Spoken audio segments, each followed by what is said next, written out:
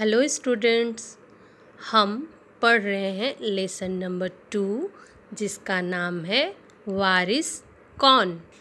तो इसके जो लेखिका हैं वह है विभा रानी। तो हम लोगों ने पेज नंबर 3 यानी कि पृष्ठ संख्या 3 कर लिया है। आज हम कहानी का शेष भाग और पृष्ठ संख्या 4 यानी पेज नंबर 4 करेंगे।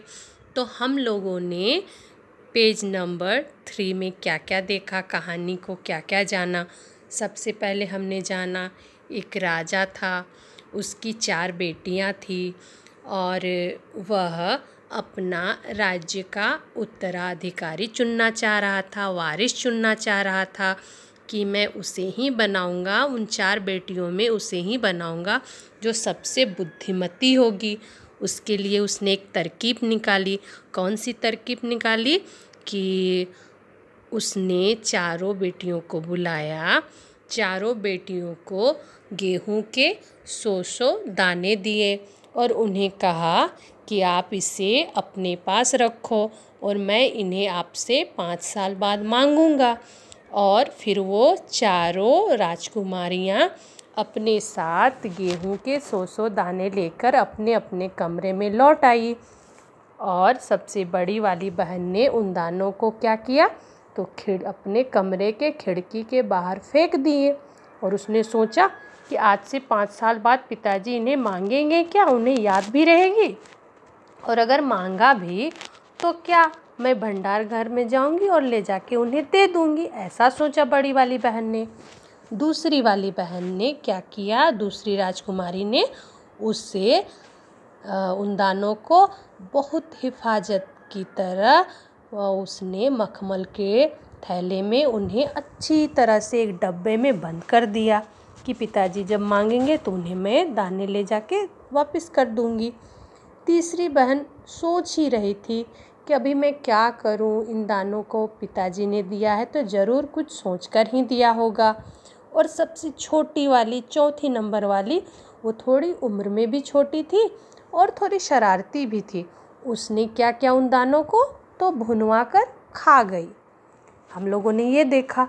उसके बाद फिर हमने देखा जो तीसरी राजकुमारी सोच रही थी कि इन दानों को हम क्या करेंगे। तो फिर उसने क्या किया था, अपने घर, अपने कमरे के बाहर जहाँ खाली ज़मीन थी मिट्टी में, उनको बो दिया था, यानी कि लगा दिया था। इसी तरह वह कर रही थी तो उसके जो फसल थे वो बढ़ते जा रहे थे। फिर 5 साल के बाद राजा उन चारों राजकुमारियों को बुलाता है और फिर वो पूछना शुरू करता है कि मैंने तुम्हें गेहूं के 100 दाने दिए थे, वह कहाँ है? 5 साल बाद मुझे वापस करना है, मैंने आपको कहा था, तो बताइए वो दाने कहाँ हैं? बड़ी राजकुमारी ने क्या किया था, वो दौड़कर भंडार घर में गई और वहाँ से 100 दाने ले आया और ले लाने के बाद क्या किया, राजा के हाथ में रख दिया। और जब राजा ने कड़क कर पूछा, क्या ये वही दाने हैं जो मैंने तुम्हें दिए थे? हमने यहाँ तक इस कहानी को पढ़ा था, अब हम इस कहानी को आगे लेकर चलेंगे। फिर क्या हुआ, पहले तो राजकुमारी ने कहा हाँ, हाँ कह दिया।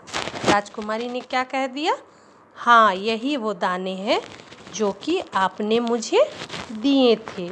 किसने कहा, तो राजकुमारी ने, यानी कि झूठ कह दिया कि हाँ यही वो दाने हैं जो आपने मुझे दिए थे।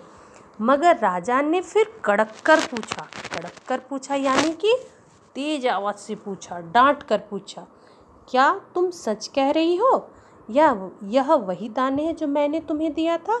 तब उसने सच्ची बात बताई। कैसी बात बताई? जो सच था। राजा ने दूसरी राजकुमारी से पूछा। पहली वाली ने तो डांट के डर से फिर सच्ची बात बता दी कि मैंने उन्हें फेंक दिए थे।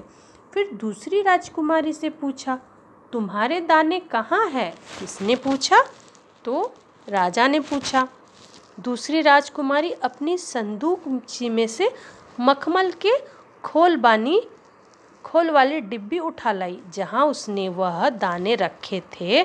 संदूक में छुपाकर वो ले आई और जिसमें से उसने गेहूं के दाने सहेज कर रखे थे यानी हिफाजत से रखे थे। राजा ने उसे खोलकर देखा, दाने सड़ गए थे। 5 साल के बाद वो दाने जब बाहर आए उस डिब्बे से तो सबने क्या देखा कि वो दाने तो सड़ चुके थे, बर्बाद हो चुके थे। तीसरी राजकुमारी से पूछा। अब राजा ने क्या किया, अपनी तीसरी राजकुमारी से पूछा कि तुमने क्या किया उन दानों का। तो तीसरी ने कहा, मैं इसका उत्तर आपको अभी नहीं दूंगी, क्योंकि जवाब पाने के लिए आपको यहाँ से दूर जाना पड़ेगा। राजकुमारी ने क्या कहा, तीसरी राजकुमारी ने कि आपके इस प्रश्न का मैं जवाब आपको देर से दूंगी, क्योंकि इस जवाब को पाने के लिए आपको मेरे साथ थोड़ा दूर जाना पड़ेगा और मैं वहाँ आपको कल ले चलूँगी। आपको आपका जवाब देने के लिए मैं आपको कब ले चलूँगी, तो कल। राजा ने अब चौथी और सबसे छोटी राजकुमारी से पूछा। तुमने उसी बेपरवाही से राजा ने अपनी चौथी और छोटी राजकुमारी से पूछा। उसने उसी बेपरवाही यानी कि बिना परवाह किए जवाब दे दिया। कोई डर, कोई शंका ने। उन दानों की कोई कीमत है पिताजी? उसने बिना डरे निडर भाव से उसने अपने पिताजी से कहा, आपने जो दाने दिए थे उसकी कोई कीमत भी है? वैसे तो ढेरों दाने भंडार में पड़े हैं। आप तो जानते हैं ना, मुझे गेहूं के भुने दाने बहुत अच्छे लगते हैं, सो मैंने उन्हें भुनवा कर खा गई। अपन जो चौथी राजकुमारी थी, छोटी थी, उसने बहुत ही निर्मल भाव से और निडर होकर जो वास्तविकता थी, जो सच्चाई थी, उसने अपने पिताजी को कह दिया। आप भी पिताजी किन किन चक्करों में पड़ जाते हैं? चौथी राजकुमारी ने अपने पिताजी से क्या कहा कि आप भी ये क्या झूठ मूठ के चक्करों में पड़े रहते हैं। सभी के उत्तर से राजा बड़ी निराशा हुई। सभी के उत्तर से राजा को क्या हुई? निराशा हुई। चारों में से अब उसे केवल तीसरी बेटी से ही थोड़ी उम्मीद थी। उसकी उम्मीद अब किस पर टिकी हुई थी? तीसरी नंबर की बेटी से, क्योंकि उसने कहा था कि आपको यह प्रश्न का उत्तर जानने के लिए कल तक का इंतज़ार करना पड़ेगा, साथ ही साथ आपको मेरे साथ भी जाना पड़ेगा थोड़ा दूर। तो उसको थोड़ी उम्मीद थी। दूसरे दिन तीसरी राजकुमारी राजा के पास आई। राजकुमारी क्या की? तो राजा के पास आई। उसने कहा, चलिए पिताजी। क्या कहा? कि चलिए पिताजी, आपको मैं दिखाऊं कि गेहूं के वे 100 दाने कहाँ हैं।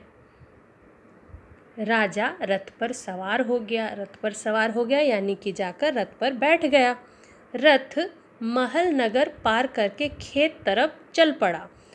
रथ आगे बढ़ा, महल से बाहर निकला और नगर पार करने लगा। नगर यानी उस जगह को पार करने लगा जहाँ वो रहते थे और एक खेत की तरफ बढ़ रहा था।